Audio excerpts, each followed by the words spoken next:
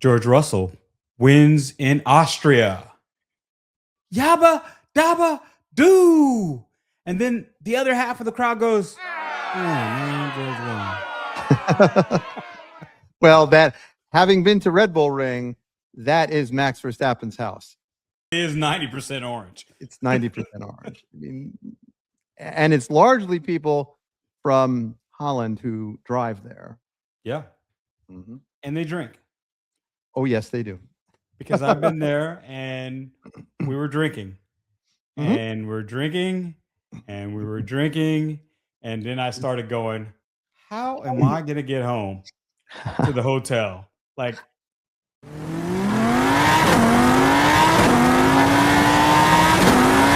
win number 7 for Mr. Saturday. I mean, it was a clean win from George. I mean, he commanded it from, start. He had a good start and he commanded the race. He made no mistakes. He didn't go off. He didn't really make any mistakes. I mean, was it the kind of drive that Kimi Antonelli has given from pole sometime? No. He did not blow the field away. He almost got repeatedly caught by Max. Red Bull let Max down with strategy by keeping him out so long. They lost him the race. Max had much better race pace, as did Kimi Antonelli. Once Kimi sort of got himself under control after a horrendous lap 1. Those lap 1s were horrible. No, but George had good enough pace. I mean, he is not as fast as Kimi in race pace. I mean, we've seen it all throughout the season, but George is an experienced, wily veteran and is an excellent driver. I mean, he is a top-tier Formula One driver. I don't consider him multiple world champion level, but he's champion level. And he's good enough that when he gets the lead, when he gets the pole, you would better drive a pretty perfect race to catch him, because he is quick and he doesn't make, that many mistakes when he gets pole anymore. He used to, but he's gotten older and he doesn't make that amount of mistakes anymore. Why is it, Scott, that when George Russell wins, people don't really like it? Let's do a new segment. This is what we're going to do. This is the segment we're going to do here. Anytime we have a race winner, we're going to go to the internet and we're going to see what the trolls have to say. And the trolls do not like George Russell. I'm going to put up a couple things the trolls have to say. And this one troll, and he's a Ferrari fan club member. His name is Philip. And I want to give him a shout out because these trolls were epic. Okay, so I'm going to put them up and then you contemplate them, get them in your mind, and then tell me what you think. So here's the first one. Okay. George Russell early warning system. He's calm when it's a green light. When it's yellow, he's concerned. Orange, he's frustrated. And then obviously, anything that has to do with the stewards, George doesn't like it. George doesn't like it. Then if you can read this, George has already reported you. Because that's a good one. And this one I love the best. He actually made up some merch, anti-George merch. Free Kimi, less reporting, more racing. I survived an entire race without being reported by anyone. I came for the racing, not the reporting. George, no thanks. Now, I like this is very clever. As if Max doesn't report people who commit any rules violation. I mean, it's not just George. It's pretty much any driver. If they catch one of their competitors violating the rules, reports them in. That's kind of one of the parts of being an F1 driver. I mean, Max does it just as much. But George is not a fan favorite at all. I mean, when we put a post up him on experiences.xo, it's guaranteed to cause haterade. It's like, the trolls come out of the woodwork and they are attacking. I mean, we put up a post, I think I did a video on what happened with the with the yellow flag situation yesterday. And, we got like 45,000 views on Facebook and we got a lot of comments and they're mostly that they should have taken away the pole from him, even though he complied with the rules. And I have to tell you, if that were Max, those comments would not have been like that. Just people do not like George for whatever reason. He doesn't have the sort of natural likability or charisma of a Kimi or the authenticity of a Max. and people just don't like him as much. I don't know what to say about it. They just don't. It's I mean, my it is thoughts what it is. are when you see, look, there's Kimi and Max talking and George by himself. Yeah. There's Lewis and Charles talking and George by himself. I think when you listen to George Russell, Right. you're reminded that this sport is a rich man's sport. This sport is a sport of the kings, right? This is sport is the sport of the aristocracy because the way he speaks, the way he talks, it almost seems, and he's very tall. He He's stands very up very tall. straight, and he has that kind of, I won't say arrogant, but He's a perfect very, looking too. huh? He's perfect looking too. Absolutely perfect. He's always groomed. He's just perfect. Hair. Almost looks like a mannequin, almost. Yeah. And he speaks perfectly. Yes, he does. And I just think it doesn't connect with the normal fan. The everyday fan doesn't connect with George Russell because he's from a privileged lifestyle. He probably he's privileged because his dad's has money. He's not on the level of Orlando or something like that. I mean, he wasn't poor, but he wasn't ultra wealthy either. Somewhere in the middle. He's richer than most of the grid.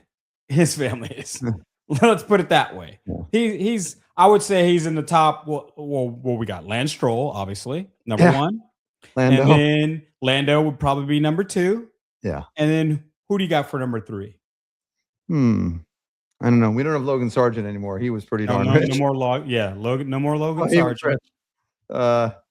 Yeah, I mean, I've never rated him on that level. I mean, he's definitely not poor. But you're right, though. He gives off the vibes of, that's what I think. There's not a connection there. And I've met him, and you probably met him. He's very nice. I mean, he's very nice. I've met him many times inside Mercedes team hospitality in the paddock. Because I'm often been a Mercedes guest, and I've met him also. When we're taking photos and videos in the paddock and the entrance. I mean, he's not quite as like pure as Kimi, where Kimi is totally unjaded and will open up his phone and show you his car and his things because he's so young and sweet. He doesn't come across as that, but he's very nice. We've talked about watches and other things together, and we have some common interests. But no, he doesn't come across that, like Kimi is totally unscripted and, but he's always been nice. He's always been funny. When he's seen me in a Ferrari shirt, he'll say, you have the wrong shirt on.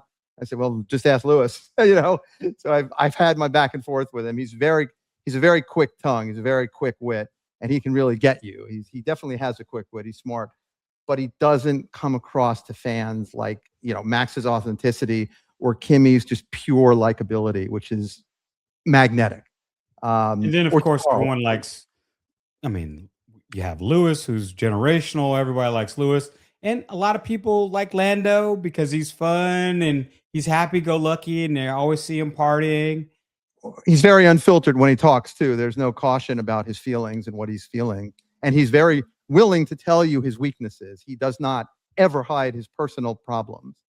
They like Hajar because his team radio is freaking off the charts.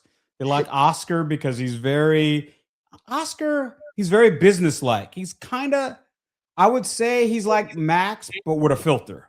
He's like Max without the anger. Yeah.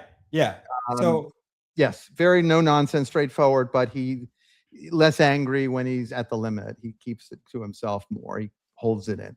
But yeah, George is kind of perceived as a little perfect by fans. But again, George and Mercedes, George has been very nice to me always, but fans don't like him, and he's very polarizing.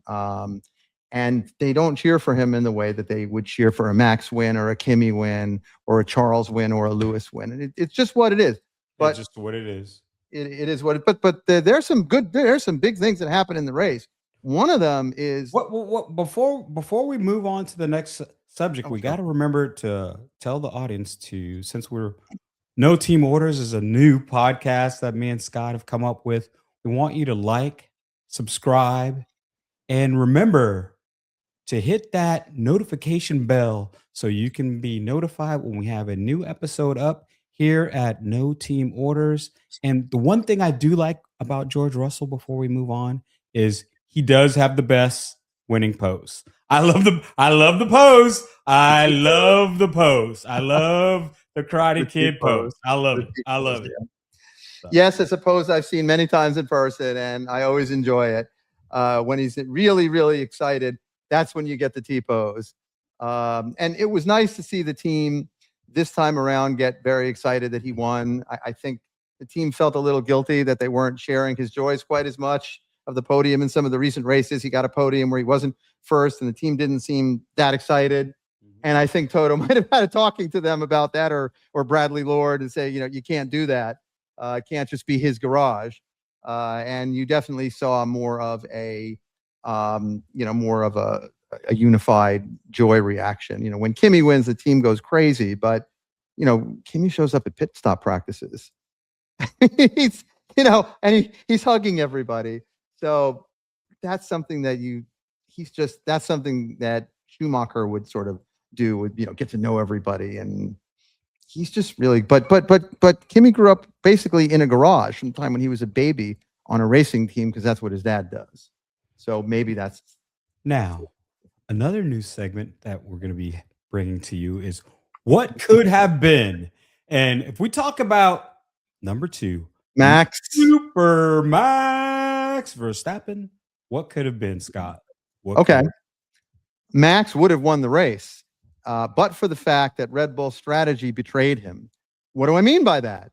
Red Bull came with the biggest aero upgrade package on the grid. It might have failed on his Q3 lap where his rear wing didn't close, but it sure as hell worked during the race. And it gave him tremendous race pace, and it gave him considerably faster race pace than everybody but Kimi Antonelli. And he was a lot faster than George. But Mercedes' strategy was perfect, and Red Bull's strategy was kind of crap. And they left Max out too long. By the way, Hannah Schmitz is normally perfect, but this time around she wasn't. And, even the best occasionally make a mistake.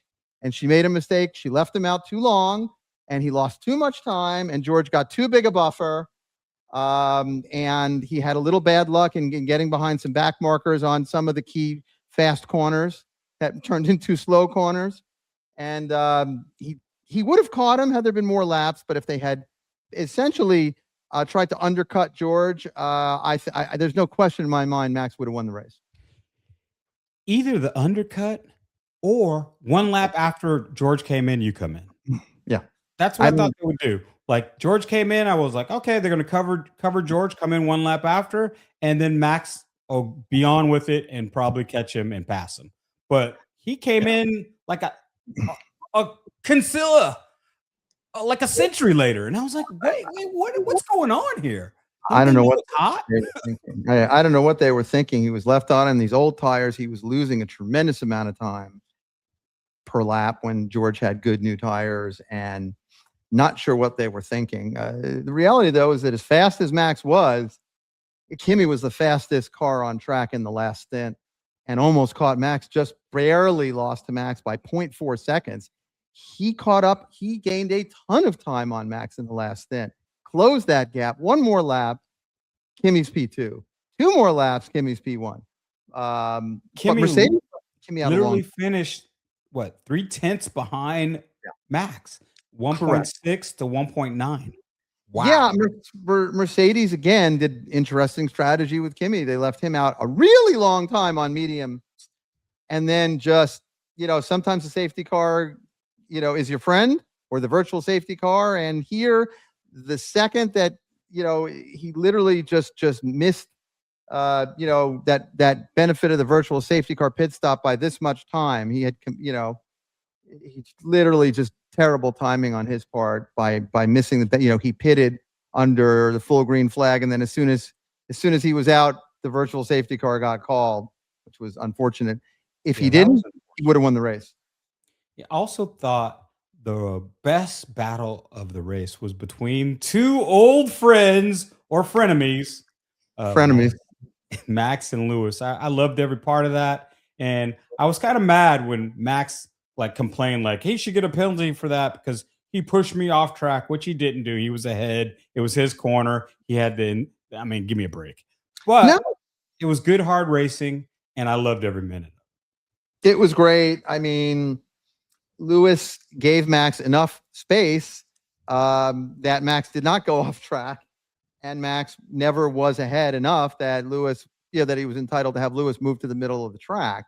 So I was kind of laughing because, one of Max's trademark techniques is to push people off the track, but people often project onto others what they do.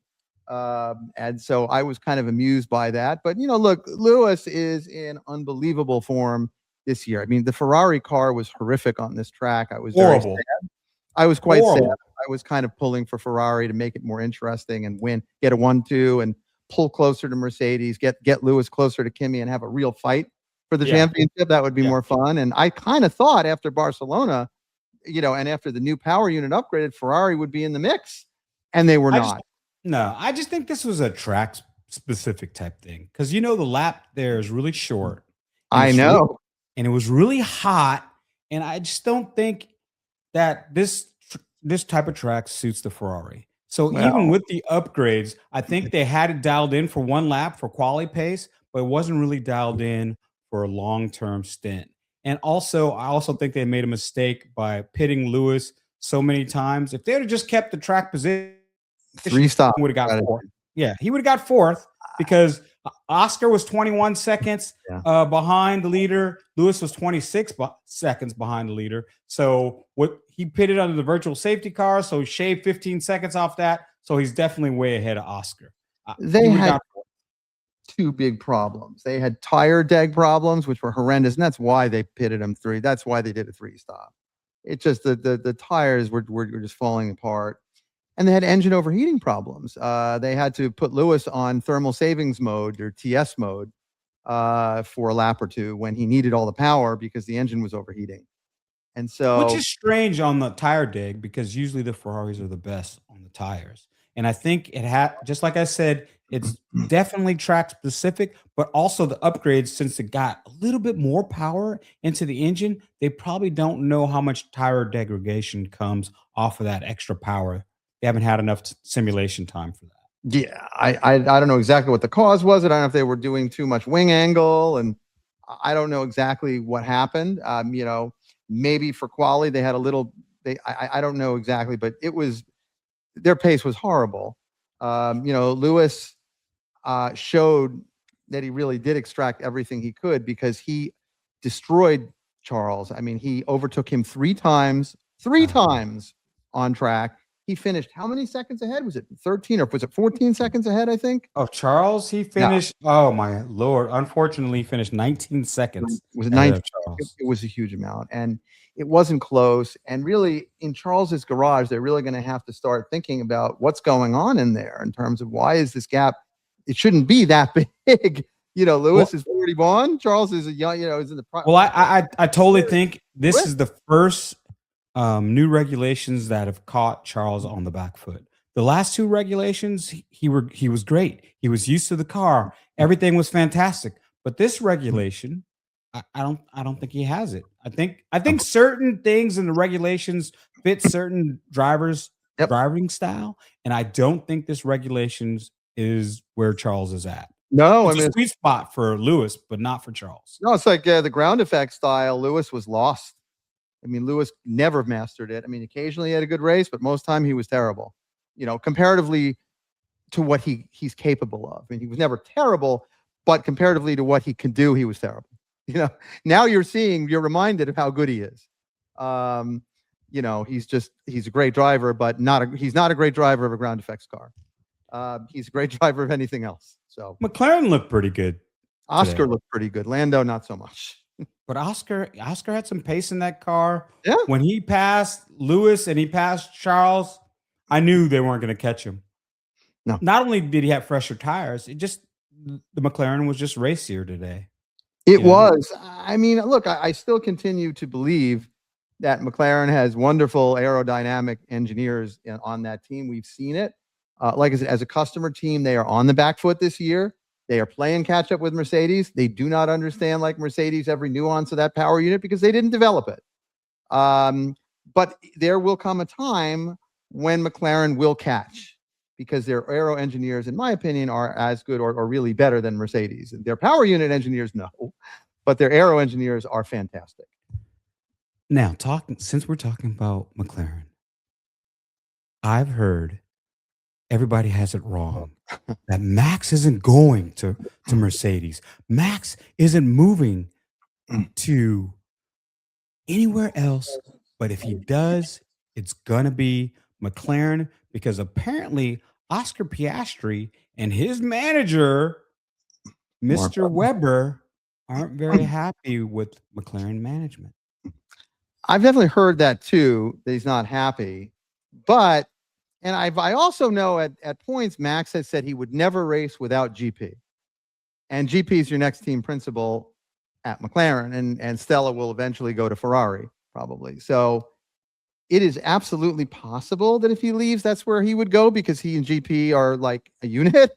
But I still kind of think that Max is not leaving Red Bull for any other team on the grid because they give him too much freedom.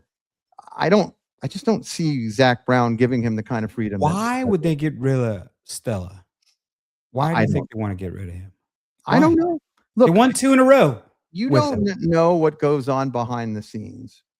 Maybe Zach is a control freak. I don't know. Not that you're going to have any freedom at Ferrari. I mean, Ferrari is run by corporate. I mean, you know, there's a limit to what you can do because corporate at Ferrari does have some power.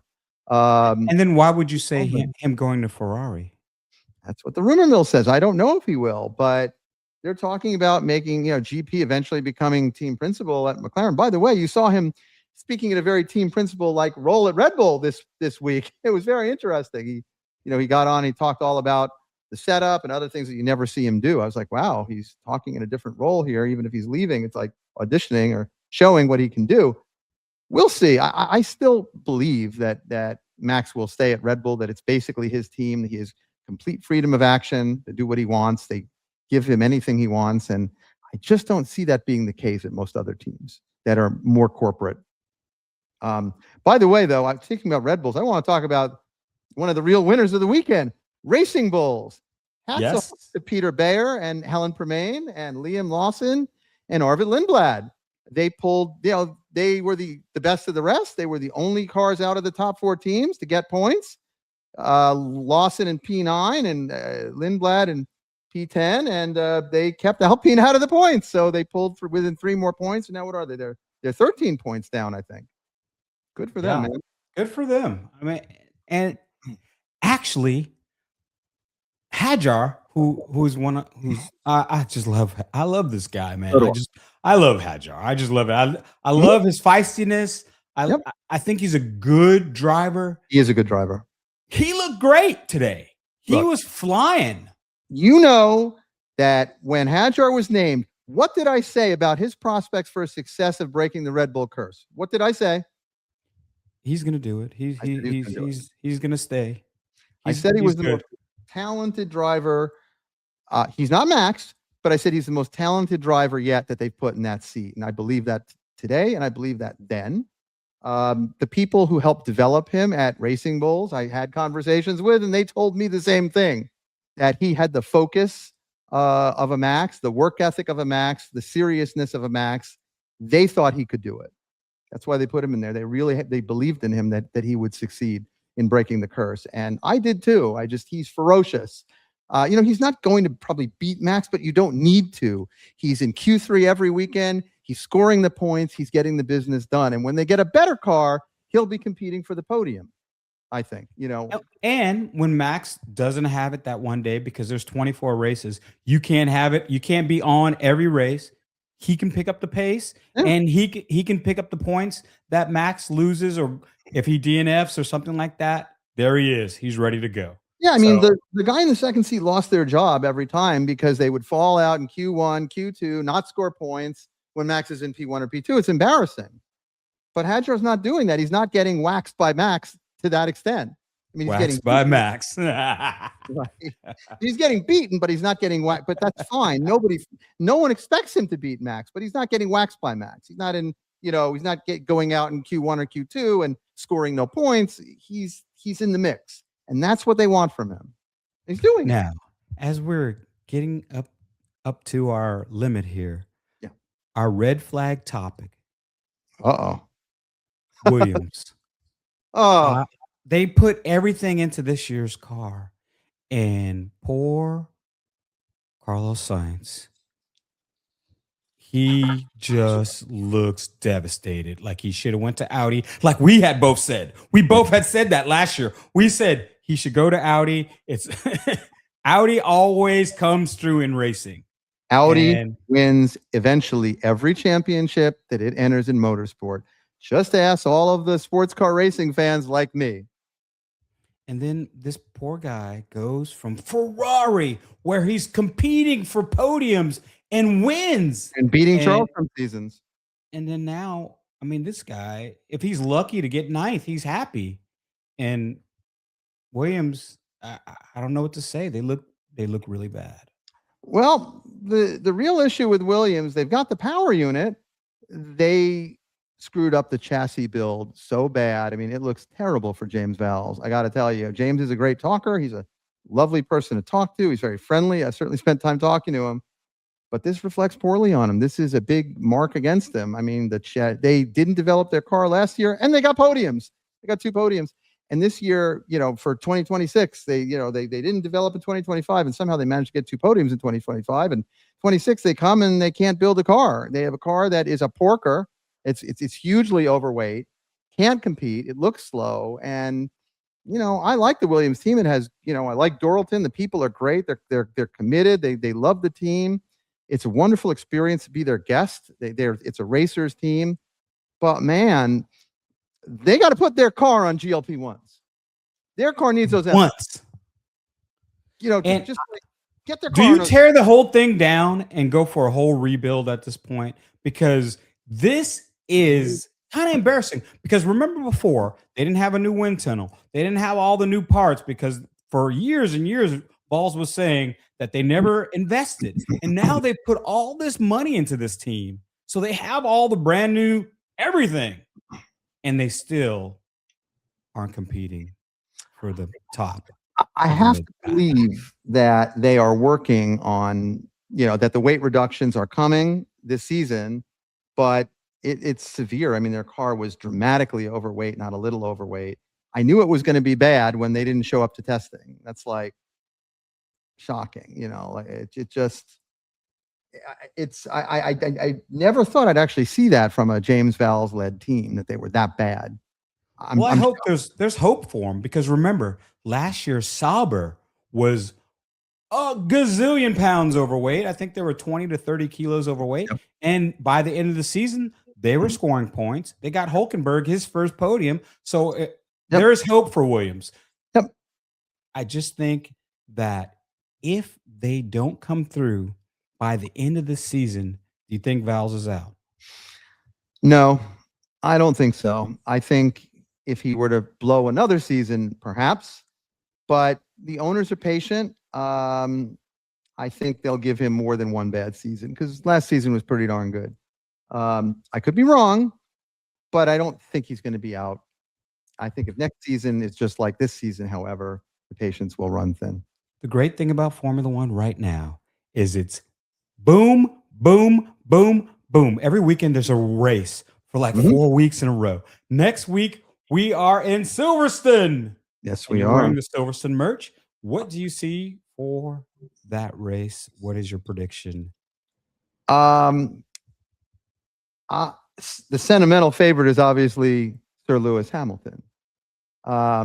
Will he win? I have no idea what the Ferrari car is going to do based on how poorly it did this weekend and how awesome it was in Spain. So I don't know. Lewis is the wild card. Lewis drives at a level, brings a level to Silverstone that no one else brings. He's a different driver there. So he can totally win. I think he's certainly going to be competing for the win there. I think it'll be a better track for the Ferrari than Red Bull Ring was. It's going to be cooler. But I kind of think Kimi Antonelli is going to win there. I think he's pissed off that he was angry he didn't win today. You saw it on the podium. Because he had the pace to win, and he was furious with himself that he botched the first lap. Not only did he botch it, but he was talking maybe lap 4 or 5. He was saying that the brake pedal was going all the way down, that there was a lot of give in it. So there had to be something wrong. Yep. In the brake bias. Something was wrong there. something was wrong because he missed both braking zones into turn 1 and turn 3. And if you've ever driven Red Bull Ring, Red Bull Ring, the first part of the lap is about the braking zones. It's about the braking zone into turn 1, the braking zone into turn 3 as you go up the steep hill, and the braking zone into turn 4 as you go down the hill after the big straight. And if you don't miss those braking zones, you kill your lap. And he missed 2 of the 3 of them, and that killed him, lost him a whole bunch of places. And you could see after the race, he was angry, and he held it together, but you could see he was really mad. And I think he's going to be on a mission at Silverstone to win that race. Well, I want to thank you for joining us here at No Team Orders. Yes. Where it's no politics, full stop, all gas, all the time.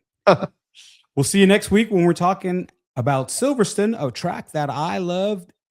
We went there, Silverstone. Was it last year? No, it was the year before. Yeah, year before when Hamilton won at Mercedes in the rain. So that is a race that's one of the races I've watched like 3 or 4 times because it's so exhilarating. And he is so happy when he won that race because he hadn't won in 2 years. Almost as happy as he was in Valencia a couple weeks ago, or Barcelona, I'm sorry, a couple weeks ago. So join us here, Scott, Racer X. Racer X. Ciao, Bella. Ciao.